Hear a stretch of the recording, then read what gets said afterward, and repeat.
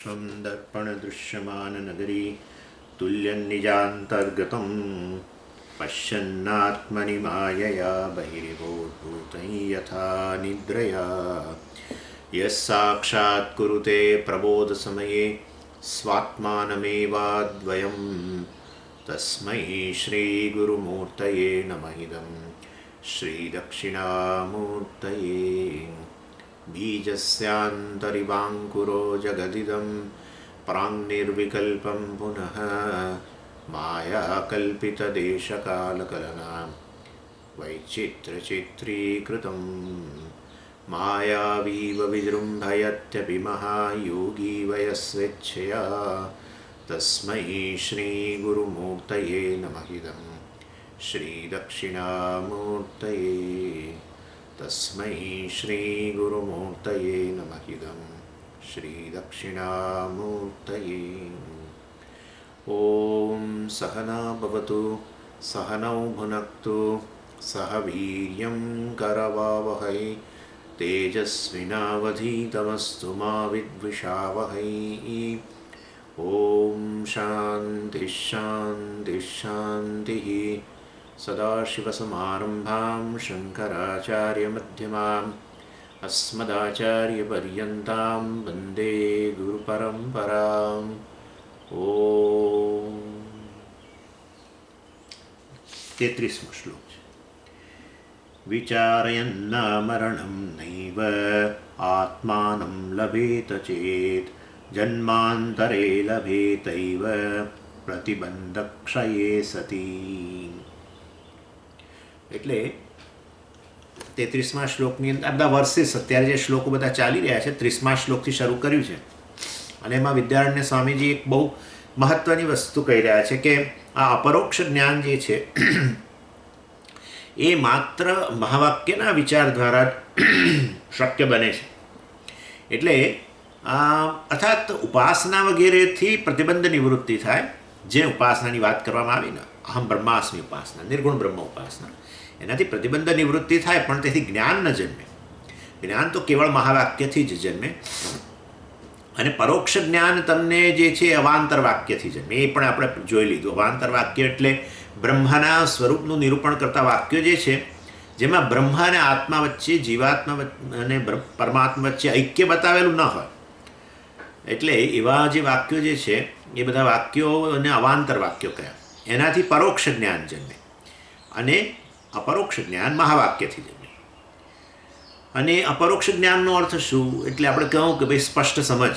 અર્થાત તમને તમારી જાતની અત્યારે જે સભાનતા છે તેમાં હું મનુષ્ય છું એવું એ જ્ઞાન કેટલું અપરોક્ષ છે તો કે કોઈ પણ પ્રકારના પ્રમાણ જ્ઞાનના સાધનો જે તમારી પાસે છે એનો જરા પણ ઉપયોગ કર્યા વગર તમે તમારી જાતને અત્યારે કેવું આમ સહજતાથી હું મનુષ્ય છું એવું કહી દો છો. એટલે કે હું દેહ છું એવું કહી દો છો. એવી ને એવી રીતે આ અપરોક્ષ જ્ઞાન મહાવાક્યથી એવું જ્ઞાન જન્મવું જોઈએ કે તમને ઊંઘમાંથી, આપણે ના કે ઊંઘમાંથી ઉઠાડીને પૂછે તો તમે ફટાક કરતાં કહી શકો એ પ્રકાર. અર્થાત એટલી સ્પષ્ટતા કે હું બ્રહ્મ જ છું એ પ્રકાર એની એવું સ્પષ્ટ જ્ઞાન જે છે, ક્લિયર અન્ડરસ્ટેન્ડિંગ. અર્થાત આ વસ્તુ કોઈ મિસ્ટિક એક્સપિરિયન્સ નથી. આ કોઈ વિશેષ અનુભવ નથી. હું બ્રહ્મ છું એ કોઈ વિશેષ અનુભવ નથી. આ તો એક સત્ય વસ્તુ છે અને એ મારા સ્વરૂપની આવી સ્પષ્ટતા હોવી એને જ અપરોક્ષ જ્ઞાન કહેવામાં આવે છે. અપરોક્ષનો અર્થ આવે એટલે અપરોક્ષ જ્યારે આવે ત્યારે આટલું તો સમજી જ લેવાનું કે કોઈ પણ જ્ઞાનના સાધનો, ઇન્દ્રિયો, મન વગેરે વગર પણ હું જે કહી શકું મારા માટે એ અપરોક્ષ જ્ઞાન છે. અને અહમ બ્રહ્માસ્મિ આ રીતે મારા માટે એક સત્ય વસ્તુ છે. બ્રહ્મ નિત્ય મુક્ત છે ને માટે એ દૃષ્ટિએ આમાં હું નિત્ય મુક્ત છું. અર્થાત જાણવું ન જાણવું એ જુદી વસ્તુ છે, પરંતુ હું નિત્ય મુક્ત છું. અર્થાત હું મારી જાતને હવે સાધક તરીકે જોતો નથી અને મોક્ષને એક સાધ્ય તરીકે જોતો નથી. હું મારી જાતને મુક્ત જાણું છું અને આ રીતે વાસ્તવમાં તો આ અપરોક્ષ જ્ઞાન કહેવાય.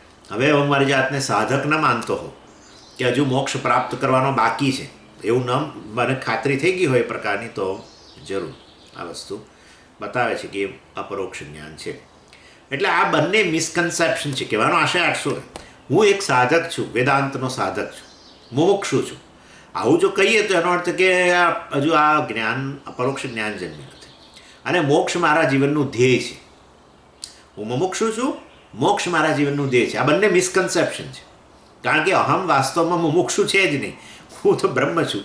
એટલે હજુ આ બધું કહે છે ત્યાં સુધી સાધક, હું સાધક, મોક્ષ સાધ્ય, આ બંને મિસકન્સેપ્શનમાંથી જે મુક્ત બની ગયો છે એ વ્યક્તિ મહાવાક્યના વિચાર દ્વારા જરૂર, પરંતુ એ વ્યક્તિ અપરોક્ષ જ્ઞાન ધરાવે છે.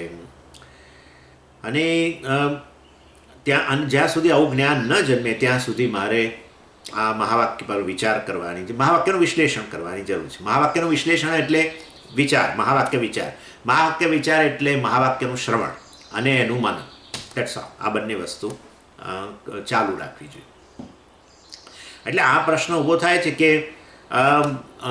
આવું કેમ હશે? પણ મહાવાક્યનું શ્રવણ ક્લાસની અંદર 200 લોકો કરતા હોય તો કેટલાકને આવું સ્પષ્ટ થઈ જાય છે અને કેટલાકને સ્પષ્ટ નથી થતું. એનું શું કારણ હશે? એટલે પછી એમાં કહ્યું કે ભાઈ આ જ્યારે મહાવાક્યનો વિચાર કરવા છતાં પણ એ ફળીભૂત ન થતું હોય, આ પરોક્ષ જ્ઞાન ન જન્મતું હોય, તો કોઈક જાણીતા અજાણીતા, નોન અને અનનોન બંને પ્રકારના ઓબ્સ્ટેકલ હોઈ શકે છે.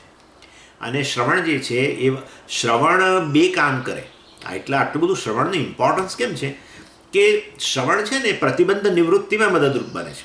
શ્રવણથી મુખ્ય બેનિફિટ તો સ્પષ્ટ સમજ મહાવાક્યની, એ તો ખરું જ, પરંતુ શ્રવણ પોતે પ્રતિબંધ નિવૃત્તિમાં મદદરૂપ થાય છે. એને અવાંતર ફળ કહેવામાં આવે છે. અવાંતર ફળ એટલે ગૌણ ફળ, બાય પ્રોડક્ટ આપણે કહીએ ને એવું. એટલે શ્રવણથી પ્રાઇમરી બેનિફિટ છે, મુખ્ય બેનિફિટ તો આ છે, સ્પષ્ટ સમજ, અપરોક્ષ જ્ઞાન. પરંતુ અવાંતર ફળ છે પ્રતિબંધની પણ જોડે જોડે નિવૃત્તિ થાય છે. અને એટલા માટે શરૂમાં આપણે જોઈએ છીએ કે શરૂના વર્ષો હોય ને, આપણે વેદાંતનું શ્રવણ કરતા હોઈએ ત્યારે આપણે જેમ જેમ શ્રવણ કરતા જઈએ એમ આપણને એમ થાય કે ટીચર ઇમ્પ્રૂવ થઈ રહ્યા છે. એમનું ટીચિંગ લોકો કહે ખરા, આપણા સ્વામીજીને જે લોકો કહેતા હોય છે, સ્વામીજી હવે પહેલાં કરતાં તમારું ટીચિંગ ઇમ્પ્રૂવ થયું છે. બહુ હિંમતવાન લોકો હોય છે, એટલે જઈને આવું કહી આવે. પણ એ પેલો ખ્યાલ ના આવે કે મારી સમજ હવે સ્પષ્ટ થઈ રહી છે, શ્રવણને કારણે પ્રતિબંધ નિવૃત્તિ થઈ રહી છે અને મારી સમજ સ્પષ્ટ થઈ રહી છે નહીં, પણ યુ આર ઇમ્પ્રુવિંગ એમ એવું કહેતા. એનીવે, એટલે અહમ બ્રહ્માસ્મિ એ પ્રકારનું આ મહાવાક્ય જે છે એ પ્રતિબંધની નિવૃત્તિમાં મદદરૂપ થાય છે. અને ક્યાં સુધી આ પ્રકારનું શ્રવણ કરવું જોઈએ? જ્યાં સુધી પ્રતિબંધ નિવૃત્તિ ન થાય. અને કેટલા પ્રતિબંધ હોય છે, ક્યારે જશે, આ બધા પ્રશ્નોનો ઉત્તર આપણી પાસે નથી, કારણ કે આપણે જોઈએ છીએ કે આગળ પાછળ હોય છે બધું. એટલે પ્રતિબંધો કેટલા હોય એ કોઈ ન કહી શકે. એટલે પોતાના પ્રતિબંધોના આધારે તો થોડા ઘણા પ્રતિબંધો હોય તો ઝડપથી જતા. હવે આ તો વસ્તુ છે ને આપણે બહારના જગતમાં જોઈએ જ છે. કેટલાક લોકો સ્કૂલમાં જાય આપણા છોકરાઓ અને એ એક જ વાર ત્યાં ભણે ને બધું એમને કશું મતલબ બધું સમજાઈ જાય, અને બીજા લોકોને ન સમજાય, એમને પછી એડિશનલ ટ્યુશન્સ વગેરે આપવા પડે. એટલે એનો અર્થ કે આ પ્રતિબંધ ઘણા વધારે છે જ, એ નિશ્ચિત છે. એટલે આપણે અહીંયા પણ એ જ પ્રકારે બધા સ્ટુડન્ટ્સ વચ્ચે પણ આ પ્રકારનું તારતમ્ય હોઈ શકે છે, જેને વારંવાર શ્રવણની જરૂર પડે વગેરે. અને જુદા જુદા પ્રકારના પ્રતિબંધ, ડિફરન્ટ લેયર્સ હોય છે પ્રતિબંધોના, અને કેટલા છે વગેરે વસ્તુની વાત કોઈ ન કરી શકે એમ કે છે. અને માટે શું કરવાનું? ડાપણનું કામ શું છે? કન્ટિન્યુ શ્રવણમ, કન્ટિન્યુ શ્રવણ કરતા રહો. એટલે બીજું કશું નહીં કરો તો શ્રવણથી પણ પ્રતિબંધ નિવૃત્તિ થશે. એ એનું ગૌણ ફળ છે. મુખ્ય ફળ તો ડેફિનેટલી મહાવાક્યનો વિચાર ચાલી રહ્યો છે શ્રવણમાં, અને એના દ્વારા અપરોક્ષ જ્ઞાન જન્મશે. એ મુખ્ય ફળ છે. એટલે કહેવાનો આશય એટલો જ છે કે ઇવન ઉપાસના આપણે જે કઈ નિર્ગુણ બ્રહ્મની ઉપાસના ક્યાં સુધી કરવી જોઈએ? તમે કહ્યું પ્રતિબંધ નિવૃત્તિ થાય તો ક્યાં સુધી કરવાની? ભાઈ હવે તમને મહાવાક્યનું શ્રવણ કરતાં એવું થાય કે હવે હું બ્રહ્મ છું, એ મને જ્ઞાન જન્મી ગયું છે, હું મારી જાતને હવે સાધક નથી માનતો, તો એનો અર્થ કે પ્રતિબંધ નિવૃત્તિ થઈ ગઈ છે, હવે ઉપાસના કરવાની જરૂર નથી. એટલે ઉપાસના પણ ક્યાં સુધી કરવી એ પણ આપણે ન કહી શકીએ. આ બધી વસ્તુઓ વ્યક્તિગત હોય છે. મહાવાક્યનું શ્રવણ ક્યાં સુધી કરવું એ પણ ન કહી શકીએ, નિર્ગુણ બ્રહ્મની ઉપાસના ક્યાં સુધી કરવી ન કહી શકીએ. અને માટે પ્રતિબંધ નિવૃત્તિ થાય ત્યાં સુધી ક્યાં તો ઉપાસના કરો, અને મહાવાક્યના વિચાર દ્વારા અપરોક્ષ જ્ઞાન ન જન્મે ત્યાં સુધી એનું શ્રવણ વગેરે કરો. અને આ વસ્તુ એટલે જ્ઞાન જે છે આ રીતે વિચારધારા ઉત્પન્ન થાય છે. એટલે અહીંયા કહી રહ્યા છે વિચારયન આમરણમ આત્માનમ ન લભેત ચેત. વિચાર એટલે એનાલિસિસ, મહાવાક્યનું એનાલિસિસ, અને મહાવાક્યનું એનાલિસિસ એટલે મેં તમને કહ્યું હતું શ્રવણ વત્તા મનન, બસ એ આપણે ગણવાનું. આ વિચાર શબ્દ આવે ને ત્યારે આપણે સામાન્ય રીતે આપણે ગુજરાતીમાં તો વિચારવું બોલીને પણ આપણે એ વસ્તુની પણ શાસ્ત્રની અંદર, વેદાંતની અંદર વિચાર શબ્દ બહુ ટેકનિકલ શબ્દ છે. હા, એટલે એમાં ઘણી બધી વસ્તુઓ સંકળાયેલી છે. મહાવાક્યનો વિચાર એટલે એ જુદી વસ્તુ છે, એનું શ્રવણ અને મનન, અર્થાત સંશય રહિતનું જ્ઞાન પ્રાપ્ત ન થાય ત્યાં સુધી. જે કાલે સ્થિતપ્રજ્ઞ વિભાગમાં આપણે જોયું ને, નિશ્ચલા બુદ્ધિ જે કહ્યું, નિશ્ચલા બુદ્ધિ એટલે ડાઉટલેસ નોલેજ, બસ એને વિચાર કહેવામાં આવે છે. અને પછી પેલો વિપર્યય વગેરે, વિપરીત ભાવના, વાસનાઓની નિવૃત્તિ વગેરે છે, એના માટે નિધિધ્યાસન છે. એના માટે અચલા બુદ્ધિ કહ્યું. ત્યાં નિશ્ચલા અને અચલા બે વસ્તુ કહેવામાં આવેલી. આ મરણમ અહીંયા કહે છે વિચારેન આ મરણમ. હવે આ જ્યારે આ શબ્દ આવે ને આગળ, ત્યારે બે અર્થ હોય, ક્યાં મર્યાદા અથવા અભિવૃદ્ધિ. એટલે હું તમને સમજાવું. જો આ મરણમ એટલે મરણ પર્યંત, એટલે મરણને ઇન્ક્લુડ નહીં કરવાનું, એટલે એક્સક્લુડિંગ ધ ડેથ નેચરલી, કે માણસ મરણમાં ક્યાંથી સાંભળવાનો છે, આ વિચાર કરવાનો છે, શ્રવણ નથી કરવાનું. એટલે મરણ પર્યંત. આ મરણમ મીન્સ મરણ પર્યંત, up to death, but excluding the death. અથવા આ મરણમ, આ તો અહીંની વાત નથી, આ તો એક્ઝામ્પલ આપું છું તમને. ચાલો બીજું જ એક્ઝામ્પલ આપું ભગવદ્ ગીતાનું. આ બ્રહ્મ ભુવનાન લોકાહ પુનરાવર્તિનો અર્જુન, એ ભગવાને કહ્યું. ભગવાને કહ્યું કે આ બ્રહ્મ ભુવનાન લોકાહ, બ્રહ્મલોક સુધી, આ બ્રહ્મ ભુવનાન લોકા એટલે બ્રહ્મલોક સુધી, બ્રહ્મલોક પર્યંતમ. એટલે બ્રહ્મલોક એક્સક્લુડિંગ બ્રહ્મલોક પણ થઈ શકે, ઇન્ક્લુડિંગ બ્રહ્મલોક પણ થઈ શકે. બંને અર્થ છે. મર્યાદા એટલે એક્સક્લુડિંગ, અભિવૃદ્ધિ એટલે ઇન્ક્લુડિંગ. આ જે છે આનો અર્થ આટલો થાય. એટલે હવે શું લેવું એ તો આપણે રેફરન્સ પરથી ખબર પડે. બ્રહ્મલોક પર્યંત બધું પુનરાવર્તી છે, અર્થાત વ્યક્તિ ત્યાં જાય છે તો એને પાછા ફરવું પડે છે. પુનરાવર્તન એટલે એનો અર્થ એવો થયો કે બ્રહ્મલોકનો સમાવેશ કરવો જોઈએ કે ન કરવો જોઈએ, એનો સમાવેશ કરવાનો. કારણ કે બ્રહ્મલોક જાય બધા કે મુક્ત નથી થતા. બ્રહ્મલોક જઈને જ્ઞાન પ્રાપ્ત તો કરવું જ પડે. આ બધું આપણે વેદાંતિઓ ઉમેરેલું છે, બાય ધ વે. હા, ખરેખર વેદાંતિઓ ઉમેરેલું છે. કારણ કે નહીં તો બ્રહ્મલોક જઈને મુક્ત થઈ જતો હતો તો બ્રહ્મલોક તો કર્મનું ફળ છે, ઉપાસનાથી મળે છે, અને માટે કર્મફળથી મોક્ષ મળી જાય તો આપણે આપણું ગળું દબાઈ દઈએ એવી સ્થિતિ.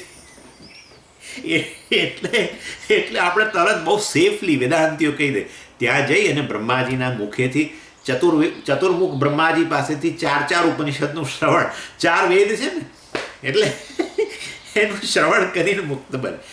That's how we add. અને એ બરાબર છે, એ વસ્તુ યોગ્ય જ છે. પ્રશ્ન અજ્ઞાનનો જ છે, માટે જ્ઞાનથી જ જાય તો એટલે એમાં કહીએ છીએ, એમાં આપણે કોઈ અંચાઈ નથી કરતા. એનીવે, પરંતુ કહેવાનો આશય એટલે આ બ્રહ્મ ભુવનાન લોક, આ બ્રહ્મલોક સુધી, પણ ઇન્ક્લુડિંગ બ્રહ્મલોક, બધું પુનરાવર્તી છે. એટલે જ્ઞાન પ્રાપ્ત ન કરો ત્યાં સુધી કોઈ પણ લોકની પ્રાપ્તિ જે થાય એમાંથી પાછા ફરવાનું તો થાય છે. એટલે આ તો ખાલી કહેવા માટે આ મરણમ એટલે મરણ પર્યંત, પરંતુ એક્સક્લુડિંગ ધ ડેથ. એટલે આ રીતે મરણ પર્યંત જે આપણું મતલબ વિચારે ને આ પ્રકારે શ્રવણ વગેરે, મહાવાક્ય વગેરેનું શ્રવણ કરવું જોઈએ. અને કરો તો પણ આત્માનમ ન લભેત ચેત, તો આ આત્મા પ્રાપ્ત ન થયો.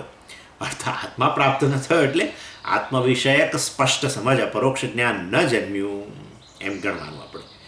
તો પછી શું કરવાનું? કંઈ ચિંતા નહીં. જન્માંતરે લભેત એવ, કંઈ જન્માંતરે.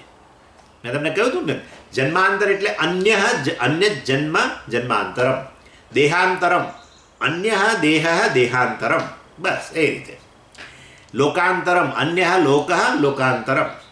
જન્માંતરે નેક્સ્ટ જન્મની અંદર, બીજા જન્મમાં, લભેત એવ પ્રાપ્ત થશે જ. તમે મહારાજ આટલી બધી હિંમત તમારી ક્યાંથી થઈ કે બીજા અમને મળશે એવું તમે કઈ રીતે કહી શકો? ભગવાને 6થા અધ્યાયમાં કહી દીધું. આ બધું યોગ ભ્રષ્ટની વાત કરી દીધી. ભગવાને પોતે જ આપ્યું ને, પ્રોમિસ આપ્યું ને યોગ ભ્રષ્ટ માટે કે જરૂર અન્ય જન્મ, બીજા જન્મની અંદર યોગીનામ કુલે ભવતી, અથવા કોઈ શ્રીમંતના ઘરમાં કે કોઈ યોગીના કુળમાં જન્મશે અને જરૂર એને એ પ્રાપ્ત કરશે, એની સાધના આગળ વધશે. અને બરાબર છે, સંભળાય છે? હા, તો બરાબર. પરંતુ આ બીજા જન્મમાં પછી સ્પિરિચ્યુઅલ જીનિયસ બનશે કે નહીં એની શું ખાતરી? એટલે ભાઈ એ તો બધું શાસ્ત્રે જે કહ્યું પ્રમાણે પ્રતિબંધ ક્ષયે સતી, અર્થાત વાસ્તવમાં પ્રતિબંધનો ક્ષય થશે એટલે જરૂર એ અપરોક્ષ જ્ઞાન એને જન્મશે છે. અને આ રીતે આ વસ્તુ કહેવામાં આવે. ઇનફેક્ટ વિદ્યારણ્ય સ્વામી જ પાછા હવે આગળ જે છે ને ભગવદ્ ગીતાના કેટલાક શ્લોકો કોટ કરવાના જ છે, એટલે એ વખતે પાછું જોઈશું. ચાલો, 34મો શ્લોક. ઇહવા વા વિદ્યેત એવં સૂત્રકૃતોદિતં શૃण्वन्तोऽप्यत्र બહવઃ યન્ન વિદ્યુરિતિ શ્રુતિઃ. અને વિદ્યારણ્ય સ્વામીજી આ જે કહ્યું એના માટે અનેક પ્રમાણ આપી રહ્યા છે, જે કે અત્યારે કહી રહ્યા છે કે આ જન્મમાં જ્ઞાન પ્રાપ્ત ના થતો, અન્ય જન્મમાં આના પ્રતિબંધ રહેલા છે, અને આ બધી વાત જે ચાલી રહી છે એના સંદર્ભમાં સપોર્ટ. કારણ કે કોઈ પણ આચાર્ય છે ને એ શ્રુતિની બહાર જઈને કશું ન કહી શકે. પોતાની આ બધી વસ્તુઓ આમે અપૌરુષેય વસ્તુઓ છે.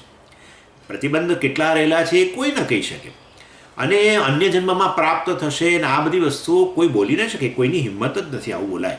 એટલે આ બધી અપૌરુષેય વસ્તુ છે. કોઈ પણ વ્યક્તિ ચેલેન્જ કરે તો આપણી પાસે ઉત્તર નથી. એટલે અપૌરુષેય પ્રમાણનો સહારો તો છેવટે લેવો જ પડે કોઈ પણ આચાર્ય. અને માટે હવે પ્રમાણ આપી રહ્યા છે કે જો આ બધું શાસ્ત્રમાં કહેવામાં આવ્યું છે. એટલે મતલબ કે વિચાર બધા મહાવાક્ય પર વિચાર કરવાની તક બધાને ક્લાસમાં પ્રાપ્ત થતી હોય, એક જ ગુરુ હોય, એક જ વિષય ચાલી રહેલો હોય, અને છતાં આપણે જોઈએ છીએ કે બધું તારતમ્ય જોવા મળે છે સમજની અંદર, સ્પષ્ટતાની અંદર. તો પછી પ્રતિબંધ સિવાય બીજું શું હોઈ શકે? અને માટે શ્રવણાયાપી બહવો યમ ન વિદ્યુઃ. તમને ખ્યાલ હશે કઠોપનિષદની અંદર છે જ આ વાક્ય. શૃण्वन्तोऽपि બહવો યમ ન વિદ્યુઃ શ્રવણાયાપી બહવો યમ ન લભ્યઃ. શ્રવણાય અપી, શ્રવણ કરવા માટે પણ યમ આત્માનમ ન લભ્યઃ. કેટલાકને તો શ્રવણ માટે જ ઉપલબ્ધ નથી થતો. હા, જીવનભર લોકો કોઈક તો એવું કે સ્વામીજી વર્ષોથી અહીંયા ક્લાસ ચાલે છે, અમને ખબર જ નથી. અને ભાઈ ખબર કેમ નથી? તમે તો બાજુમાં રહો છો. પણ આવું ઉપલબ્ધ ક્યાં પુણ્ય ન હોય ને આવું. એટલે શ્રવણ માટે પણ ન લભ્ય, શ્રવણ માટે જ ઉપલબ્ધ નથી બનતો.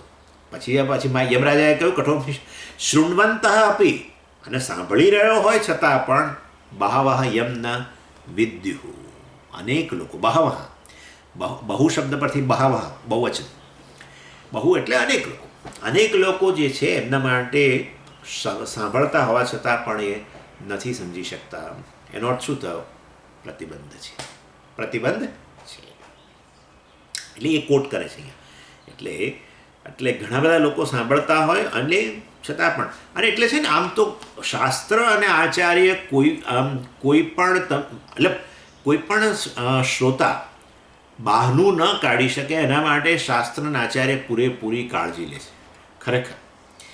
એટલે એવું છે કે મુક્તિ અનકન્ડિશનલ વસ્તુ છે. મુક્તિ કોઈ કન્ડિશનને આધારે નથી, નહીં તો એ મુક્તિ જ ન કહેવાય. અનકન્ડિશનલ હોવી જોઈએ. કન્ડિશન હોય તો મતલબ કે એમાં એને બાંધી દીધી, આમ હોય તો મુક્તિ, એવું છે જ નહીં. ખરાબમાં સ્વામીજી આનો સ્વભાવ ખરાબ છે એટલે એને મુક્તિ ના, ખરાબ સ્વભાવનો હોય તો પણ એ મુક્ત જ છે. એ ખરાબ સ્વભાવને કારણે પેલું ડ્રોપ નથી કરી શકતો નોશન મનમાંથી, એ જ છે. બાકી એ ખરાબ હોય કે સારો હોય, બધા બ્રહ્મ જ છે. અને માટે સારો સ્વભાવ હોય, ખરાબ સ્વભાવ હોય, કોઈ શિક્ષિત હોય, અશિક્ષિત હોય, અને આવું તો જોવામાં આવ્યું જ છે હિસ્ટ્રીમાં કે ભાઈ બહુ લોકો આવું કહે છે કે સ્વામીજી આ તમે કહો છો ને કે થોડું બુદ્ધિ શક્તિ વગેરે હોય એને પ્રાપ્ત થાય, એટલે શિક્ષિત લોકો બધું આ સમજી શકે, અમે ન સમજી શકીએ. પણ ગુજરાતમાં કેટલા બધા મહાત્માઓ થઈ ગયા, બ્રહ્મનિષ્ઠ મહાત્માઓ ગુજરાતમાં, કે જે લોકો ઠબુ પૈસાનો ઢ ખરેખર. અને હવે તો બીજે છે ઉત્તર પ્રદેશમાં બીજે કેટલી જગ્યાએ મહાત્માઓ થઈ ગયા કે જે લોકો કશું આવું ફોર્મલ એજ્યુકેશન ને કશું નહીં, પણ બધું જ જાણતા હતા, બધું જ. અને આ બધા આપણા મીરાબાઈને આ બધા ક્યાં કશું જાણવા કે ક્યાં ક્યાં એમએ પીએચડી ને શું કશું કર્યું નથી. એની પરંતુ એટલે કોઈ કન્ડિશન, કોઈ ગૃહસ્થ, હા પાછું આ બીજું જુઓ, હંમેશા આવું કે સ્વામી અમે તો ગૃહસ્થ છીએ ને એટલે આ બધું ક્યાંથી અમને તો આ બધું, એ તો બધું એટલે એ ગૃહસ્થ હોય કે સંન્યાસી હોય, શિક્ષિત હોય કે અશિક્ષિત હોય, ખરાબ સ્વભાવ હોય કે સારો સ્વભાવ હોય, બધા માટે મુક્તિ ઉપલબ્ધ જ છે, કારણ કે મુક્તિ તમારું સ્વરૂપ જ છે અને માટે અનકન્ડિશનલ છે. એટલે સ્ટુડન્ટનું કોઈ પણ ઉંમર પાછી એ પણ હોય છે. જુઓ, ઉંમરનું પણ ઘણા લોકો, આ બધું મને હવે યાદ આવે છે ધીરે ધીરે. હા, અમારે સ્વામીજી બધા યંગ લોકો હોય, આ બધું ફટાફટ સમજી જાય અને એમને માટે, પરંતુ ગમે તે નો એજ બાર, નો આશ્રમ બાર, વગેરે વગેરે. એટલે ગુરુ આમ તો એક પણ તક જવા ન દે કે જેને કારણે શિષ્યએ બહાનું કાઢવું પડે કે આ ભાઈ મને આના કારણે પ્રાપ્ત નથી થતું. પણ તો એ સ્ટુડન્ટ્સ મેનેજ કરી લેતા હોય છે કોઈને કોઈ એક્સક્યુઝ આપવા માટે. દે મેનેજ સમાવ તત તો પછી આવું કયા પછી પણ બહાવહા યમ ન વિદ્યુ. કહેવાનો આશય આ બધી વસ્તુઓ મહત્ત્વની નથી. તમારી ઉંમર કેટલી છે, તમે ગૃહસ્થ છો કે નહીં, શિક્ષિત છો કે નહીં, ખરાબ સારો સ્વભાવ છે કે નહીં, કશું મહત્ત્વ નથી. પ્રતિબંધ રહેલા છે કે નહીં, બસ બહુ મહત્ત્વની વસ્તુ છે. એ પ્રતિબંધ હોય તો પછી જ્ઞાન ન થાય. અને એ પ્રતિબંધ આપણે જોઈ ગયા છે, બે પ્રકારના પ્રતિબંધ. દ્રષ્ટ પ્રતિબંધ. દ્રષ્ટ પ્રતિબંધ એટલે શું ખબર છે?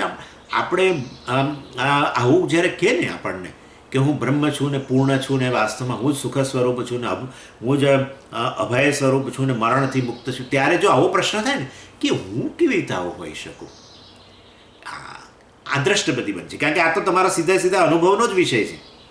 એટલે જ્યારે જ્યારે મહાવાક્યનું શ્રવણ થતું હોય અને મહાવાક્યમાં તો આ બ્રહ્મને મારી સાથે જ ઇક્વેટ કરતા હોય, વનનેસ, અને ત્યારે મને જો આ પ્રશ્ન થયા જ કરતો હોય, બ્રહ્મનું વર્ણન થતું હોય, પછી આચાર્ય કે ના એ તું જ છું, એ બ્રહ્મ, જગતનું કારણ તું જ છું, અને મારા મનમાં આવું ઉત્પન્ન થાય કે આવું તો કેવી રીતે હોય, હું જગતનું કારણ કેવી રીતે, તો પછી દ્રષ્ટ પ્રતિબંધ થયો, સંશય ઉત્પન્ન થયો ને. અને એ સિવાય અદૃષ્ટ પ્રતિબંધ તો આપણને ખબર ન હોય, કારણ કે અદૃષ્ટ એ અદૃષ્ટ વસ્તુ છે. કોઈ કારણસર આપણે આ વસ્તુ સમજી જ ન શકીએ, એટલે એ અદૃષ્ટ પ્રતિબંધ છે. અદૃષ્ટ એટલે કોઈ પ્રકારનો અવરોધ, પ્રત્યવાય જેને આપણે કહીએ છીએ. પાપ આપણા પૂર્વનું જ કરેલું કંઈક હોય, એ આપણે જ અત્યારે આપણા માર્ગમાં આવીને ઊભું રહી ગયું હોય.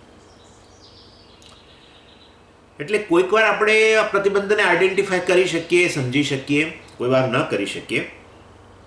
એનીવે, એટલે આ એક કહેવામાં આવ્યું, એક પ્રમાણ આપ્યું કઠોપનિષદમાંથી. શૃણ્વંતોપી બહવો યમ ન વિદ્યુ. એટલે તમે જો જુઓ તો બીજી વાત, એ આખું કોટ કર્યું છે 34મા શ્લોકમાં, બીજી કડીમાં એ કઠોપનિષદ જ કોટ કર્યું છે. શૃણ્વંતઃ અપી અત્ર બહવા યમ ન વિદ્યુ ઇતિ શ્રુતિ. આ શ્રુતિ એટલે કે આ કઠોપનિષદની અંદર આમ કહેવાય છે. એક પ્રમાણ આપ્યું. હવે બીજું પ્રમાણ આપે છે, ઇહવા અમૂત્રવા વિદ્યા ઇહ વા અમૂત્ર સ્યાત ઇતિ સૂત્રકૃતા ઉદિતમ. સૂત્રકૃતા બ્રહ્મસૂત્રની અંદર આવું કહેવામાં આવ્યું છે. એટલે આ બીજું પ્રમાણ આપે છે કે જ્ઞાન જે છે વાસ્તવમાં મુમુક્ષુના મનમાં ઉત્પન્ન થાય છે, આ જન્મમાં ઉત્પન્ન થાય. ઇહવા અમૂત્રવા, અહીંયા પણ ઉત્પન્ન થઈ શકે, અન્ય જન્મમાં પણ ઉત્પન્ન થઈ શકે. અર્થાત એ અહીંયા જ્યારે સાંભળતો હોય ને તરત જ એને જ્ઞાન ઉત્પન્ન થાય, એક જ વારમાં. કેનોપનિષદમાં જ આવશે આગળ. કેનોપનિષદની અંદર એક જ વાર ટીચર બોલ્યા એવું, અન્ય દેવ તદ વિદિતાદ અથો અવિદિતાદ અધિ. અન્યત એવ વિદિતાત અન્ય, અન્યત એવ તત, તત એટલે તે એટલે બ્રહ્મ. એ બ્રહ્મ જે છે વિદિતાત અન્ય, એ બ્રહ્મ જે છે વાસ્તવમાં વિદિત એટલે નોન. જે વસ્તુઓ તમે જાણો છો એનાથી અન્ય છે. એટલે it is not an object, કહેવાનો આશય એ છે. પછી કહ્યું અથો અવિદિતાત અધિ, અવિદિતાત અન્યત, અવિદિતાત અધિ, અધિ કહ્યું એટલે એનાથી પણ એબવ, અર્થાત અવિદિતથી પણ અન્ય છે. Also object. ઓબ્જેક્ટ જ બે કેટેગરીના છે, નોન અને અનનોન. એટલે એ જ્ઞાતથી અન્ય છે, અજ્ઞાતથી અન્ય છે. અર્થાત વાસ્તવમાં એ જ્ઞાનનો વિષય જ નથી. જ્ઞાનનો વિષય જે હોય એ જ્ઞાત કહેવાય, અને જ્ઞાનનો વિષય ન બન્યો હોય અજ્ઞાત કહેવાય. અર્થાત એ જ્ઞાનનો વિષય જ નથી, ઓબ્જેક્ટ જ નથી, એ તો વિષયી છે એમ કહી દીધું ત્યાં ઇનડાયરેક્ટલી. કારણ કે સબ્જેક્ટ અને ઓબ્જેક્ટ બે જ વસ્તુ છે. ઓબ્જેક્ટમાં કેટેગરી હોય જ્ઞાત અને અજ્ઞાત, નોન અને અનનોન, એનાથી આગળ ત્રીજું કશું ના હોય. એટલે જ્ઞાતથી અન્ય છે, અજ્ઞાતથી અન્ય છે એમ કહીને કહી દીધું એ ઓબ્જેક્ટ જ નથી.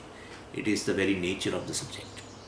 હું આટલું એક જ વાક્ય કહું ને પહેલાં એક સ્ટુડન્ટ ઊભો થયો ક્લાસમાં અને એણે કહી દીધું નાહમ મન્યેસુ વેદેતી.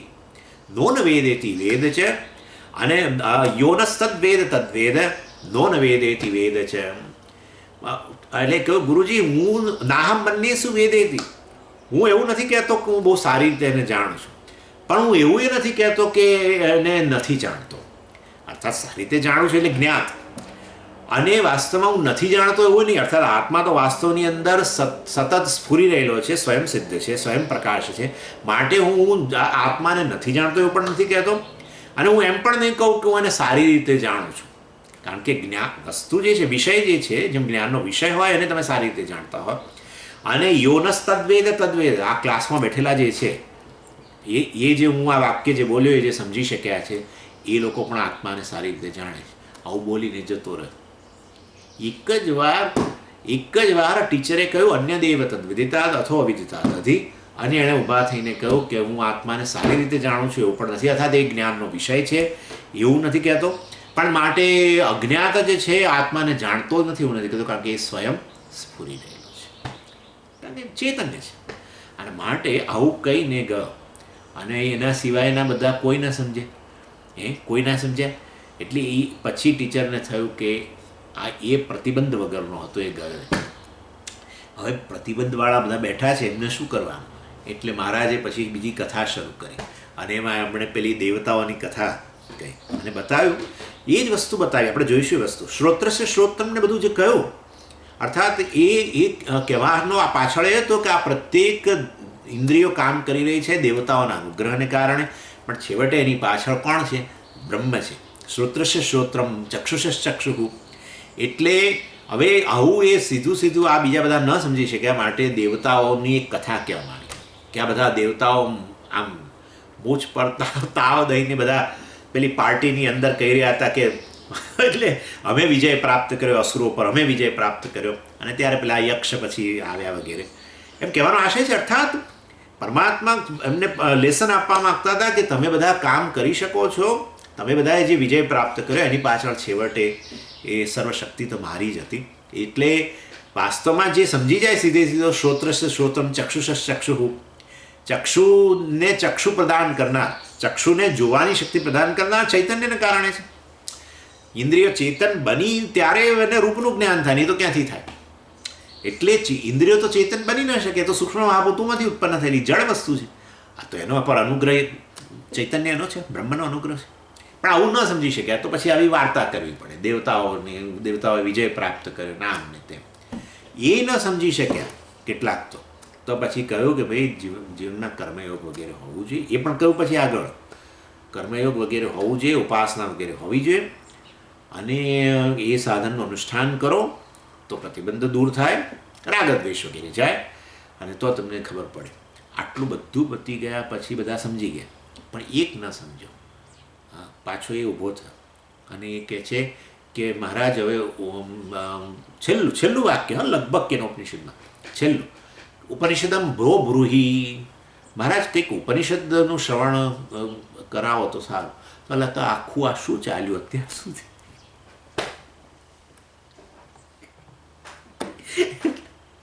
ખરેખર છેલ્લે મંત્ર છે ઉપનિષદમ ભ્રો બ્રૂહી.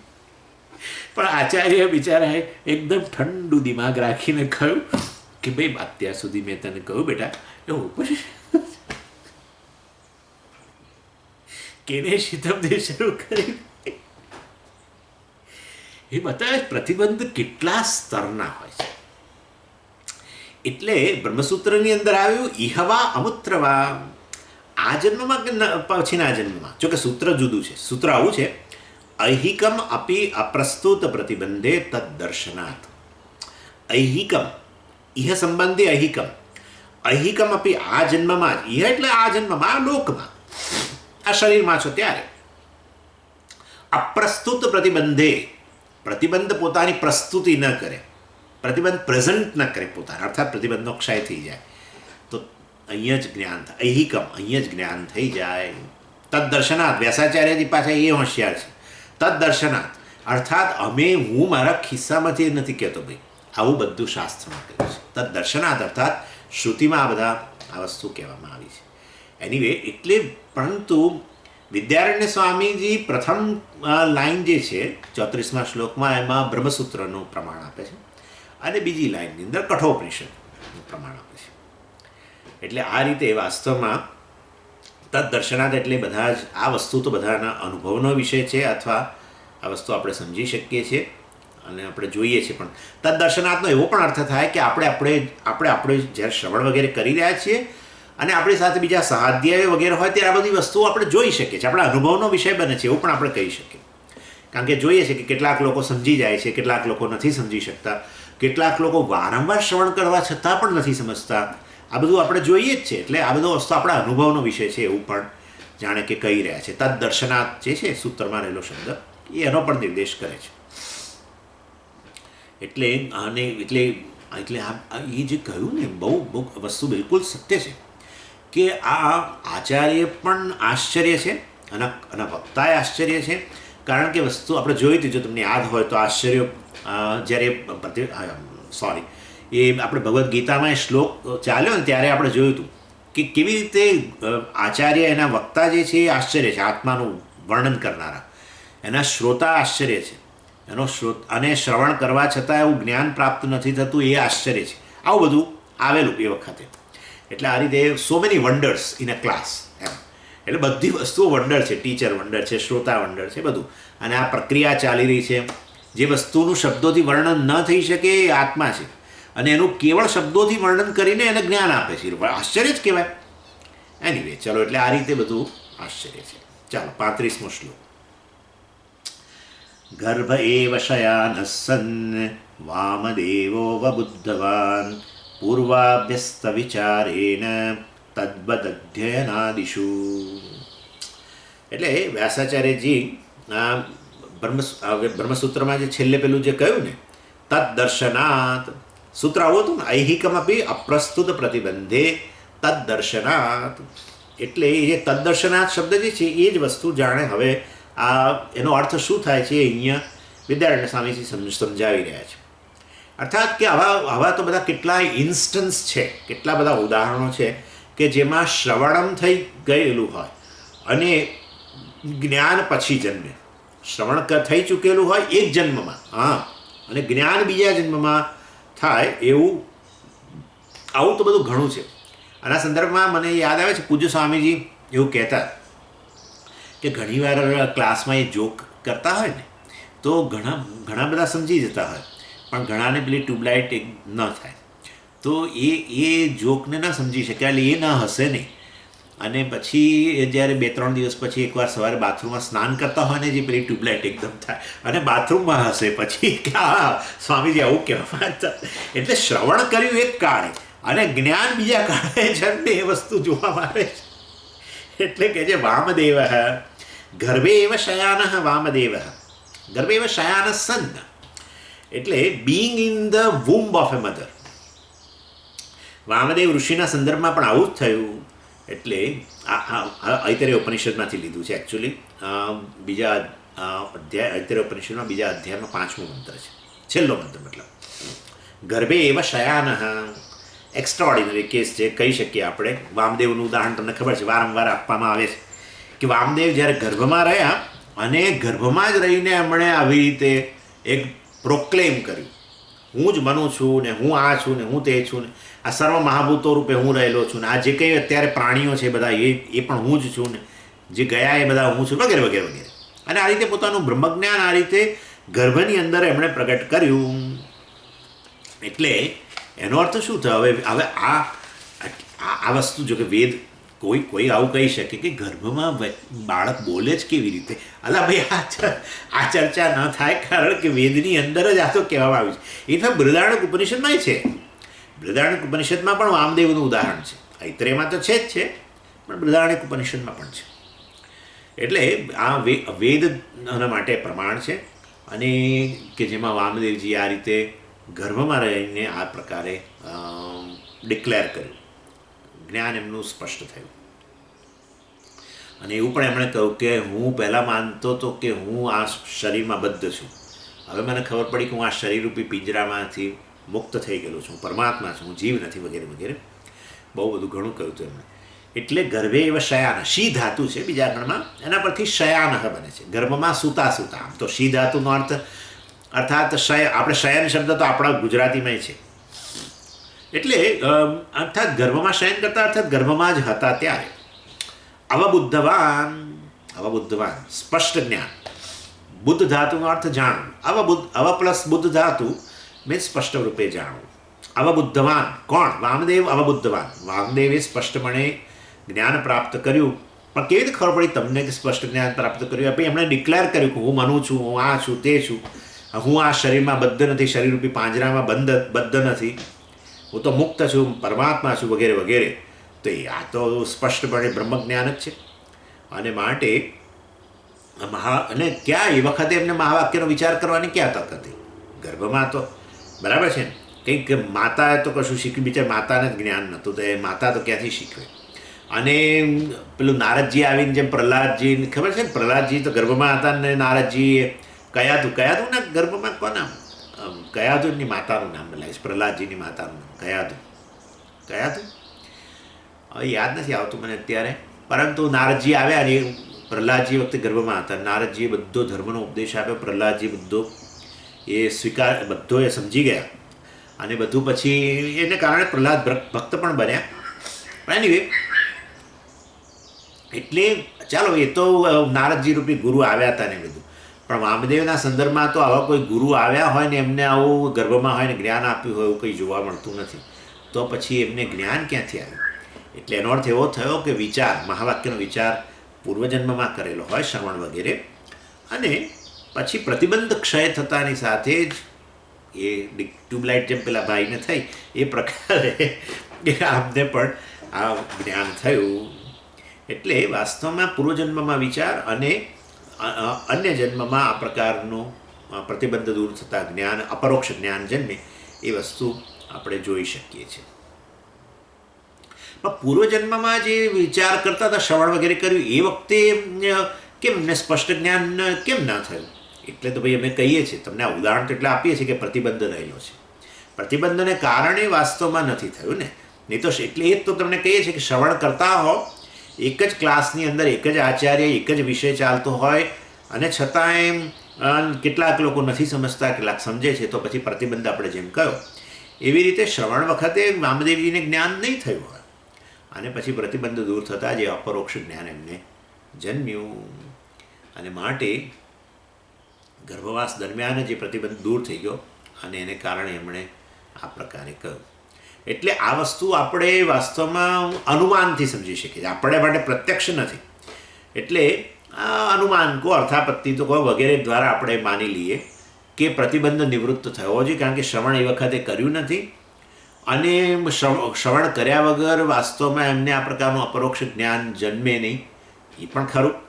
માટે શ્રવણ તો કરેલું જ હોવું જોઈએ મહાવાક્યનું, કારણ કે હું બ્રહ્મ છું એ મહાવાક્ય છે અને એ મહાવાક્યનું શ્રવણ તો એમણે કરેલું જ હોવું જોઈએ. પણ ગર્ભવાસ તો નથી કર્યું, તો ક્યારે કરેલું હોય? તો પૂર્વમાં કરેલું હોય. અને પૂર્વમાં કરેલું હોય તો પછી એ જ વખતે જ્ઞાન કેમ ના જન્મે? શ્રવણ વખતે જ્ઞાન કેમ ના જન્મે? એટલે કઈ જ પ્રતિબંધ હોય.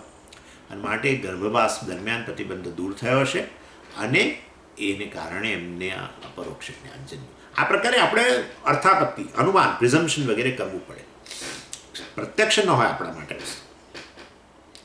એટલે પૂર્વ અભ્યસ્ત વિચારેણ, પૂર્વમાં કરેલો આ પ્રકારનો અભ્યસ્ત, એટલે આ પ્રકારે મહાવાક્યનો શ્રવણ વગેરે જે છે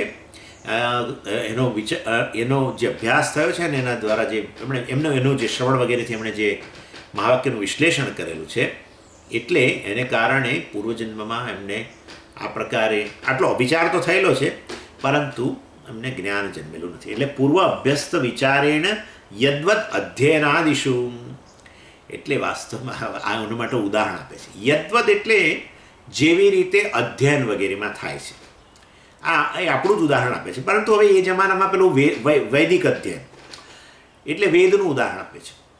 અર્થાત એ ઉદાહરણમાં એવું છે કે દાખલા તરીકે રોજે ગુરુ પાસેથી તમે તમારી શાખાનું અધ્યયન કરતા હો, વેદની અધ્યયન શાખા, ગુરુકુળની વાત, એવા સંજોગોમાં તમે પછી અધ્યયન કરીને ઘરે જાઓ અને પછી તમે વિચાર કરી રહ્યા હો કે આજે ગુરુજીએ પેલો કયો શ્લોક કયો અને એમાં ફલાણા શબ્દનો અર્થ એમણે આપેલો પણ હવે યાદ નથી આવતું અને ન જ યાદ આવે.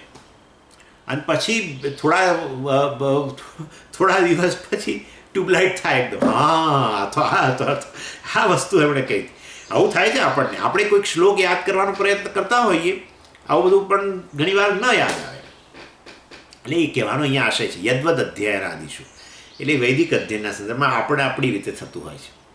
એટલે આ રીતે વાસ્તવમાં અહીંયા કહેવાનો આશય છે પૂર્વ અભ્યસ્ત વિચારણે, પૂર્વમાં કરેલા અભ્યાસનો એનો વિચારને કારણે વિચાર વગેરે થઈ ચૂક્યો હોય, પરંતુ જ્ઞાન પછી જન્મે એ વસ્તુ શક્ય છે.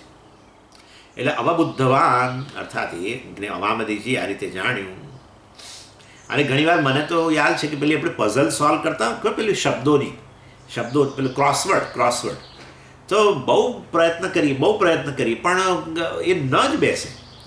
અને પછી પેપર મૂકી દઈને આપણે કામે વળગી જઈએ, અને કોઈક વાર કહીશું કે આપણે સાફ કરતા હોય ને એકદમ જ પેલો શબ્દ બીજું જ કામ કરતા હોય. એટલે એનો અર્થ એવો થયો કે એ વખતે વિચાર તો થયો છે, પણ પેલી ટ્યુબલાઇટ જન્મી નથી, જ્ઞાન જન્મ્યું નથી. એટલે વિચાર થવો અને જ્ઞાન થવું સાથે નથી હોતું, એ વસ્તુ નક્કી થઈ જાય છે. અને આ રીતે અહીંયા આ વસ્તુમાં કહેવામાં આવે છે. એટલે ઘણા લોકો આવું કહેતા હોય છે કે કેટલાક મહાત્માઓ જે છે ને એમને ગુરુની જરૂર નથી પડી એમ કહેતા હોય છે. આ બહુ મોટો આર્ગ્યુમેન્ટ હોય છે હંમેશા. આ બહુ અમારા લોકોને આ ફેસ કરવો જ પડતો હોય છે. એટલે સ્વામીજી આ ફલાણા મહાત્માને તો કોઈ ગુરુ તો દેખાતા નથી, તો એમને એ અહમ બ્રહ્માસ્મિ આવું સ્પષ્ટપણે કેવી રીતે કહી શકે છે? એટલે આપણે કહીએ છીએ ભાઈ પૂર્વજન્મમાં એમના ગુરુ હશે, વિચાર એમણે કર્યો જ હશે, મહાવાક્યનું શ્રવણ એમની પાસે કર્યું જ હશે, પરંતુ એ વખતે જ્ઞાન નહીં જન્મ્યું હોય, અને હવે આ જન્મમાં પ્રતિબંધ દૂર થઈ ગયો છે, માટે જ્ઞાન જન્મે. અને એને કારણે એટલે કોઈ ઉદાહરણ ન લઈ શકાય આવું. માટે મને પણ જો એમને મહાત્માને ગુરુની જરૂર ના પડીને જ્ઞાન થઈ ગયું, તો મને ગુરુ વગર જ્ઞાન કેમ ના જન્મે? અલા ભાઈ ગુરુ છે તો નથી જન્મતું, તો પછી ગુરુ વગર તો ક્યાં જ્ઞાન જન્મવાનું? એની લોકો આ પ્રકારે કહેતા હોય છે. લોકો બુદ્ધનું ઉદાહરણ આપે છે કે હા પેલા બોધિ વૃક્ષની નીચે બેઠા અને બુદ્ધને જ્ઞાન પ્રાપ્ત થઈ ગયું, તો એમને વળી કયા ગુરુ હતા? એ બધી વાત ભાઈ બરાબર છે તમારી, પણ તમે બોધિ વૃક્ષ નીચે બેસશો ને તો પેલું કાગડાની બીજું કશું ત્યાંથી જ્ઞાન નહીં ટપકે, ખાલી પેલું કાગડાનું એ બધું ટપકશે. એટલે આવો વિચાર ન થાય. આ કહેવાનો આશય છે આ જન્મમાં એમના ગુરુ ન હોય તો પૂર્વમાં હશે જ, અને એમણે વિચાર ઘણો કરેલો જ હશે, અને આ જન્મમાં પ્રતિબંધ દૂર થતાં જ્ઞાન થયું.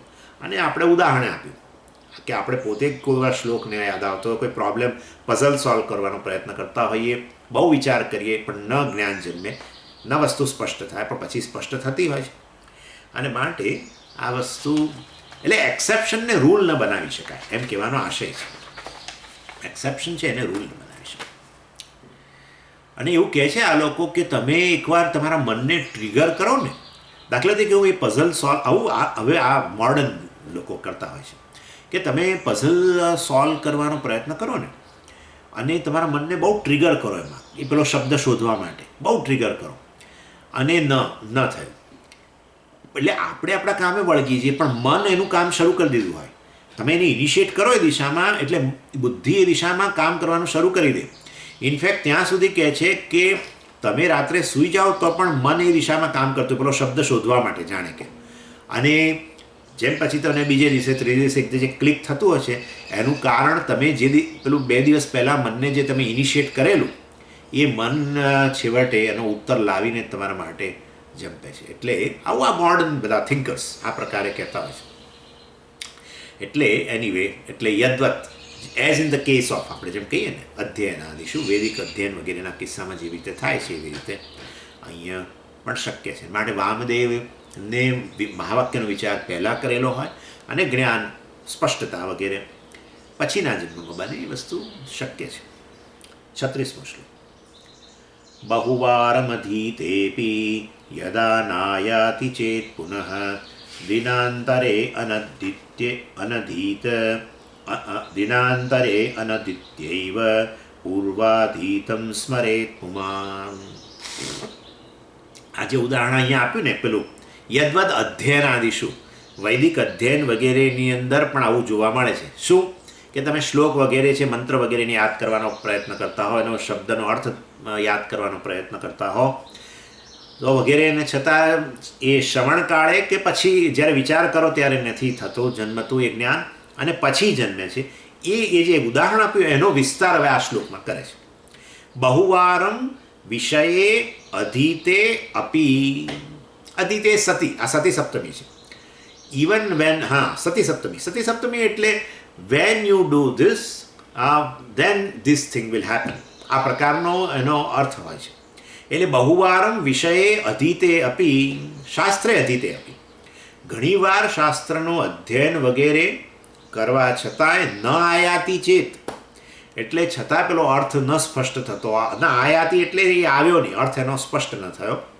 તમે ગમે એટલો પ્રયત્ન કરો યાદ કરવાનો, છતાં ન થયો. તો પછી યદા ચેત, યદાનો અર્થ અહીંયા આપણે ઇફ, એના એ પ્રમાણે કરવું પડશે. એટલે એ સ્પષ્ટ ન થયો હોય તો પણ પુનઃ દિનાંતરે, અન્ય દિને, એટલે બીજા અન્ય દિવસે એ વસ્તુ જે પ્રોબ્લેમ તમને હતો, યાદ નહોતું આવતું વગેરે વસ્તુ, એ વસ્તુ અન્ય દિવસે સોલ્વ થઈ જતી હોય છે, જન્મે છે, જ્ઞાન જન્મે છે. એટલે આને એવું કહેવામાં આવે છે કે થાય છે શું, ઘણીવાર આપણે જ્યારે પઝલને સોલ્વ કરવાનો પ્રયત્ન કરતા હોઈએ ને, ત્યારે આપણું મનમાં એન્ઝાયટી આવી જાય ને, આ સોલ્વ નથી થતો એમ માનીને, તો કહે છે કે એન્ઝાયટી આવ્યા પછી તો ઉપરથી બ્રેઇનનું ફંક્શન ઘણું સ્લો થઈ જાય છે. એટલે એને કારણે તમે જે સમસ્યાનો ઉકેલ શોધવા માગો છો, એ સમસ્યાનો ઉકેલ એટલા માટે નથી મળતો કારણ કે તમારું મન બહુ એન્ઝાયટીવાળું થઈ ગયું છે એ સોલ્યુશન માટે. આવું થાય છે. આપણે કોઈક સમસ્યા હોય ને, તમે જોજો, સમાધાન કોઈક આપણી કૌટુંબિક સમસ્યા હોય અને આપણું મન એન્ઝાયટીવાળું હોય ને, તો એ વખતે કોઈ ઉકેલ નથી મળતો અને પછી આપણે એ વસ્તુને છોડી દઈએ, જવા દઈએ અને આપણે બીજા આપણા કામે વળગીએ. અને પછી મન જ્યારે રિલેક્સ થઈ ગયું હોય ત્યારે એકને બદલે 10 ઉકેલ એના આપણી સામે હાજર થઈ જતા હોય છે. એટલે કહેવાનો આશય છે કે બહુવારમ અધીતે અપી વિષયે ન આયાતી ચેત, અને જો સ્ફુરણ ન થયું, અનેકવાર વિષયનું આપણે અધ્યયન વગેરે કરવા છતાંય એ વસ્તુ યાદ ના આવતી હોય, એ વસ્તુ સ્પષ્ટ ન થઈ હોય, પુનઃ દિનાંતરે, અન્ય દિને એ વસ્તુ આપણને અનધિત્ય એવ, અને એ દિવસે આપણે અધ્યયન નથી કરી રહ્યા હોતા તો પણ આપણને પુમાન સ્મરેત, તો પણ એ વ્યક્તિ એનું સ્મરણ કરી શકે છે. એટલે જે વખતે સ્મરણ કરવા માંગીએ છીએ અધ્યયન કાળે, ત્યારે નથી આવતું કે આ સ્વામીજી કહી રહ્યા છે, આ શબ્દનો અર્થ તો શું થતો હતો, મેં સાંભળ્યું, પણ નથી આવતું. પણ જો એન્ઝાયટી હોય તો આ રીતે નથી થઈ શકતું. એટલે આ રીતે વાસ્તવમાં કહે છે કે એવું કહે છે, freedom from anxiety to solve problem is required to solve the problem. Freedom from anxiety to solve the problem is required to solve the problem, એવું કહે છે. એટલે એન્ઝાયટી આપણી જે છે એ બ્લોક કરી દેતી હોય છે બ્રેઇનના ફંક્શનને, અને માટે વાસ્તવમાં અન્ય દિને અનધિત્ય, અધ્યયન ન કરી રહ્યા હોઈએ તો પણ એ વસ્તુ આપણને સ્પષ્ટ થઈ જાય છે, યાદ આવે છે વગેરે વગેરે. ચાલો 37મો શ્લોક.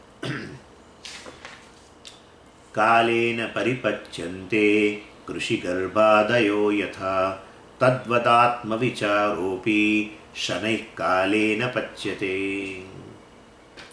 કૃષિગર્ભાદય કાલેન પચ્યતે. હજુ એ જ પાર્ટ વસ્તુ સમજાવી રહ્યા છે. કાલેન પચ્યતે, કાળમાં, અર્થાત એને એક નિશ્ચિત સમય આપવો પડે છે પક્વ થવા, પરિપચ્યંતે એને પરિપક્વ થવા માટે આપણે સમય આપવો પડે છે. શેને? કૃષિ ગર્ભાદય. કૃષિ એટલે જે આપણી બધી એગ્રીકલ્ચર પ્રોડક્ટ્સ વગેરે છે, બધા પ્લાન્ટ વગેરે છે. કાલેન, ઇન ડ્યુ કોર્સ આપણે કહીએ ને, કાલેન એટલે ઇન ડ્યુ કોર્સ. એટલે આ બધા, હવે દાખલા તરીકે તમે ડાંગર વાવી હોય કે આ તે બધું, તો એને એક નિશ્ચિત સમય પછી એ પરિપક્વ થાય, એટલે એનામાં દાણા આવે. કે આપણો આંબો દાખલા તરીકે, આંબો આવ્યો હોય તો એને એક સમય તો લાગે જ છે. એટલે પરિપચ્યંત એટલે રાઇપન્સ એમ, એટલે એને એક સમય. ઘણીવાર તો કેરીઓ આવે ને, આ તો અમારી જ વાત કરીએ, નાના હતા ને ત્યારે પેલી કેરી પાકવા આપણે ઘરે લાવીને બધી આમ પાકવા મૂકે, અને હવે એને પેલો કોથળા ઢાંકીને, તમને ખબર છે ને, એ તો બધું એ જેમ તમે લોકો તો અહીંયા તો ઉછર્યા, તમે તો પહેલાં હતા ને ઇન્ડિયા. એનીવે, એટલે બધું આમ, અને રોજ જઈને જોઈએ, આમ ખોલીને જોઈએ. ઉપરથી જેમ વધારે વારંવાર ખોલ કરી તો જલ્દી પાકે નહીં, કારણ કે એને અંદર એ થવા દે. અને એટલે પેલી એન્ઝાયટી આપણને કે આ ક્યારે પાકે ને ક્યારે ખાઈએ વગેરે. નાના હતા ને ત્યારે આવું બહુ કરતા. એવી ને એવી રીતે પણ એક નિશ્ચિત સમય આવે ત્યારે જે પાકતી હોય છે. એટલે કૃષિનો અર્થ એગ્રીકલ્ચર પ્રોડક્ટ બધી કાલેન પચ્યંતે ઇન ડ્યુ કોર્સ દે રાયપન એમ. કાલેન પરિપચ્યંતે.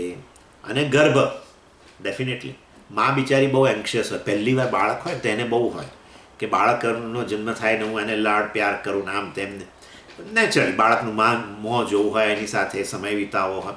પણ હવે 10 મહિના તો જવા જ દેવા પડે, એમાં કશું થઈ શકે એમ નથી. બરાબર?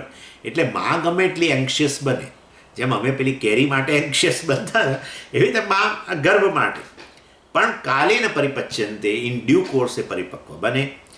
અને તમે જુઓ તો 3જા અધ્યાયની અંદર આ ગર્ભની વાત આવી ને એટલે 3જા અધ્યાયનું ઉદાહરણ યાદ આવ્યું મને. અને એમાં પ્રતિબંધની જ વાત કરી છે. પ્રતિબંધ કાળક્રમે નિવૃત્ત થતો હોય છે, એના માટે સરસ ઉદાહરણ ભગવાને આપ્યું હતું ત્યાં. ધૂમેના વ્રિયતે વન્નિ યથાદર્શો મલેન ચ યથા ઉલ્બેન આવૃતો ગર્ભ તથા તેનેદમ આવૃતમ. 3 ઉદાહરણ આપ્યા કે આ જ્ઞાન જે છે, અર્થાત હું બ્રહ્મ છું એ જ્ઞાન જાણે આવૃત એટલે આવરણ, પ્રતિબંધ. ભગવાન કહે છે આવૃત થઈ ગયેલું છે અજ્ઞાનને કારણે, ને અજ્ઞાનમાંથી જન્મતા રાગ દ્વેષ વગેરેને કારણે, કર્તૃત્વ ભોક્તૃત્વ વગેરેને કારણે જાણે કે આવૃત થઈ ગયું છે. ઉદાહરણ આપ્યું. પહેલું, ધૂમેના વ્રિયતે વન્નિ. જેવી રીતે વન્નિ અગ્નિ જેમ ધુમાડાથી આવૃત હોય છે. ઘણીવાર ધુમાડો એટલો બધો હોય કે પેલો અગ્નિ દેખાય જ નહીં તમને, આવૃત થઈ ગયો. પરંતુ એ તો કેવું છે, ધુમાડો તો થોડી ક્ષણો રહે, પેલો જ્યાં સુધી પેલો ભેજ વગેરે છે ત્યાં સુધી. એ જેવો જતો રહે અને તે તરત પછી અગ્નિ તમને સ્પષ્ટ થઈ જાય. એટલે થોડી ક્ષણો અગ્નિ, આ જે ધુમાડારૂપી પ્રતિબંધ અગ્નિને જે ઢાંકે છે એ જાણે થોડી ક્ષણો માટે છે. બીજું ઉદાહરણ, યથા આદર્શ મલેન છે. આદર્શ એટલે દર્પણ, એને આદર્શ કહેવામાં આવે છે. આદર્શ એટલે દર્પણ. એ મલેન, એના પર પેલી ધૂળ લાગી હોય તો ક્યાં સુધી એ આવૃત રહે? દર્પણ ક્યાં સુધી આવૃત રહે? જ્યાં સુધી તમે સફાઈ ન કરો ત્યાં સુધી. એટલે જેવી તમે સફાઈ કરો તો ક્ષણ 2 ક્ષણની અંદર એ થઈ જાય. એટલે ધુમાડા કરતાં થોડોક વધારે એમાં જાણે સમય ગયો. ધુમાડો તો એની જાતે જ ફટાકની નિવૃત્ત થઈ જાય, પણ આને તમારે સફાઈ કરવી પડે. પણ જેવું સફાઈ કરો ને કે તરત તમારું મોં તમે સ્પષ્ટ જોઈ શકો, દર્પણ સ્પષ્ટ થઈ જાય. અને પછી 3જું ઉદાહરણ આપ્યું, યથા ઉલ્બેન આવૃત ગર્ભ. આ બાળક જે છે જે આવૃત છે. ઉલ્બેન એટલે આ શું તમે કહો, આપણે ગર્ભાશયમાં જેમ કેવી રીતે આવૃત છે, ગર્ભાશયથી જાણે કે આ બાળક આવૃત છે ગર્ભની અંદર, તો એ ક્યારે એનું એ આવરણ જશે? ભાઈ થોડોક સમય જશે, બધા 10 મહિના વગેરે 9 મહિના જે પણ. એટલે વાસ્તવની અંદર આ 3જું ઉદાહરણ બતાવે છે કે એ થોડો લાંબો મોટો પ્રતિબંધ છે સમયની અંદર. એટલે એ ડ્યુ કોર્સમાં જશે ત્યારે વાસ્તવમાં એ બાળક તમારી સમક્ષ પ્રગટ થશે. એનીવે, એટલે કહેવાનો આશય જ્ઞાનમાં પણ ભગવાને કહ્યું તથા તેનેદમ આવૃતમ. ઇદમ જ્ઞાનમ આવૃતમ. અર્થાત એ અજ્ઞાન અને એમાંથી જન્મેલા રાગદ્વેષ વગેરેને કારણે આ જ્ઞાન જાણે કે આત્માનું સ્વરૂપ જાણે કે આવૃત છે. એટલે આ 3 ઉદાહરણો બતાવે કે પ્રતિબંધ છે ને કોઈ હલકો પ્રતિબંધ હોય છે, એકદમ જતો રહે ધુમાડા જેવો. કોઈક છે એને થોડી સફાઈની જરૂર હોય તો જતો રહે. અને આ ગર્ભાશય વગેરે છે જેમાં બાળક ગર્ભાશયમાં આવૃત છે, ગર્ભાશય જાણે કે પ્રતિબંધ સમાન છે, એ થોડો વધારે સમય લે. એટલે એ રીતે વાસ્તવની અંદર પ્રતિબંધ ગમે ત્યારે જઈ શકે છે. અને એક આચાર્ય વધારે સરસ ઉદાહરણ આપતા હતા એમાં કે સાંજનો સમય હોય, દાખલા તરીકે સાંજનો 4-5 વાગ્યાનો સમય હોય અને પૂર્ણિમાનો દિવસ હોય, સમજો પૂનમ હોય, અને પેલો ચંદ્ર હોય પણ ખરો, અવકાશમાં જ હોય, પણ છતાંય એ પૂર્ણિમાનો પ્રકાશ ના આપી શકે. કેમ? કારણ કે સૂર્યનો પ્રકાશ પ્રતિબંધ છે એ વખતે. એટલે સૂર્યના પ્રકાશરૂપી પ્રતિબંધની નિવૃત્તિ થાય બીજા 2-3 કલાક પછી, તો એ જ પૂર્ણિમાનો ચંદ્ર પ્રકાશિત થાય છે. એટલે પૂર્ણિમાનો પ્રકાશ, ચંદ્રપ્રકાશ જેવી રીતે સૂર્યપ્રકાશથી આવૃત હતો, પ્રતિબંધ એનો હતો, તેને કારણે એ પ્રગટ થઈ શકતો નહોતો. એ જાણે કે હવે પ્રગટ થઈ ગયો, અર્થાત એ વસ્તુ એને અહીંયા એ ઉદાહરણના રૂપમાં એક આચાર્ય કહેતા હોય છે. અને એટલો બધો સરસ પ્રગટ થાય કે તમારે, અર્થાત એ ચંદ્રપ્રકાશ, ચંદ્રને જોવા માટે રાત્રિના સમયે તમને બીજી કોઈ આવશ્યકતા જ નથી રહેતી. બરાબર છે? એ ચંદ્રને જોવા માટે રાત્રે બીજી કોઈ આવશ્યકતા નથી રહેતી. જેવો અવકાશમાં નજર કરો તમને દેખાય. પરંતુ એ જ ચંદ્રને દિવસે જોવા તમારે શોધવો પડે કે ક્યાં આગળ છે. બરાબર? કારણ કે પેલો સૂર્યપ્રકાશ રૂપી પ્રતિબંધ હતો. અને પ્રતિબંધ નિવૃત્ત થયો તો એ ચંદ્ર અવકાશની અંદર તરત જ સ્પષ્ટ થઈ જાય છે. એવી ને એવી રીતે અહીંયા પણ પ્રતિબંધ રહેલા છે.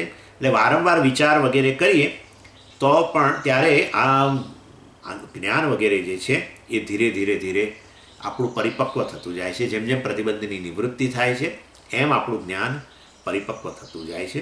અને માટે બની શકે એવું કે વ્યક્તિ મહાવાક્યનું શ્રવણ વગેરે કરે ત્યારે જ્ઞાન ન જન્મે અને પછી એને જ્ઞાન જન્મે, કારણ કે પેલા પ્રતિબંધની નિવૃત્તિ થઈ જાય છે. એટલે અહીંયા ઉદાહરણ પરિપાકના રૂપમાં આવે કે જેમ જેમ પ્રતિબંધ નિવૃત્ત થતા જાય તેમ તેમ તમારું જ જ્ઞાન, તમે જે શ્રવણ કરી રહ્યા છો એ જ જ્ઞાન હવે પરિપક્વ બને છે અને તમને અપરોક્ષ જ્ઞાનમાં એ પરિણમે છે. એટલે આ રીતે અહીંયા આ રીતે કૃષિ અને ગર્ભનું ઉદાહરણ આપવામાં. કૃષિ અને ગર્ભના કિસ્સામાં તો ખરેખર પરિપક્વ થાય છે.